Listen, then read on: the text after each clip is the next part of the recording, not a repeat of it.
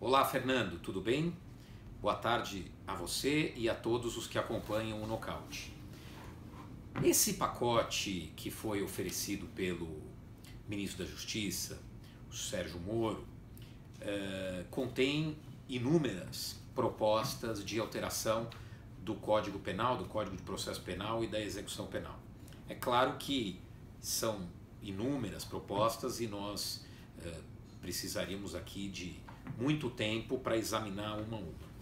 Mas o que nós podemos já verificar é que existe uma toada, existe algo que caracteriza esse projeto, que define esse projeto.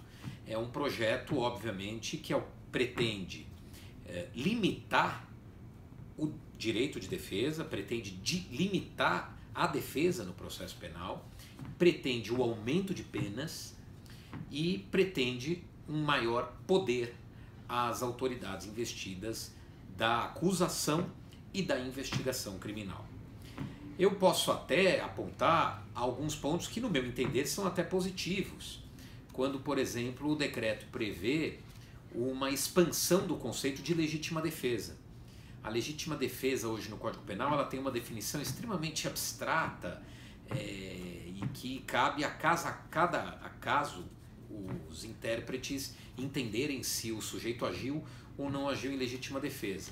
E o projeto visa acrescentar aí termos mais claros, por exemplo, reconhecendo a legítima defesa quando o sujeito está com um medo e que ele não poderia evitar ou até é evitável, mas com uma redução de pena, ou quando ele age movido por surpresa ou pela violenta emoção que já está hoje no Código. Mas em geral, esse projeto é um projeto que visa aumentar as chances de alguém ser condenado na justiça criminal. O problema disso, Fernando, é que não estão sujeitos à justiça criminal apenas os culpados.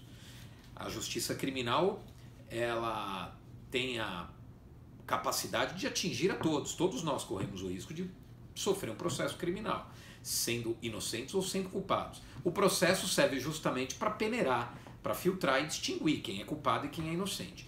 Quando se tornam mais frouxas as regras de acusação e de investigação, e quando se limita o direito de defesa das partes, você obviamente, não precisa ser nenhum gênio para entender isso, aumenta a chance de uma pessoa inocente ser condenada. Essa é, portanto, a nossa preocupação. Por outro lado, esse projeto ele prevê um aumento rigoroso de pena. E quando ele não prevê aumento de pena, ele prevê o regime fechado para crimes que, a rigor, o juiz poderia aplicar caso a caso qual é o regime correto, se é o aberto, se é o semiaberto. Por exemplo, nos crimes de corrupção e contra a administração pública. É claro que são crimes que causam indignação, mas na escala de valores do Código Penal existem crimes mais graves. E é razoável deixar o juiz decidir caso a caso se o regime deve ser o fechado, o semiaberto ou aberto. Mas não, por esse projeto passa a ser o regime fechado. Algo, inclusive, que é inconstitucional porque o Supremo já decidiu lá atrás que isso fere o princípio da individualização da pena. Você não pode fixar por lei um regime sem atender às particularidades de cada acusado. Agora, uma outra questão que emerge aí da leitura desse projeto é que ele não parece condizer muito com a proposta e o projeto de um governo eleito com o objetivo de sanar as finanças públicas, de equilibrar os gastos públicos, de fazer um gasto mais racional do dinheiro público. Porque se for levado à risca o que esse projeto prevê, teria que se construir uma infinidade de presídios novos, porque aumentaria a nossa população carcerária, que já é a terceira do mundo, aumentaria exponencialmente. Eu não sei se um projeto desse não deveria vir acompanhado da viabilidade econômica disso. Existe dinheiro nos estados, muitos estados brasileiros estão à beira da falência. Quem vai construir presídios? Presídios hoje que já são superlotados.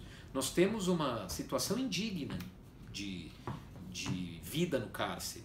O ministro Barroso proferiu um voto recentemente dizendo que há um estado de coisas inconstitucional no sistema prisional.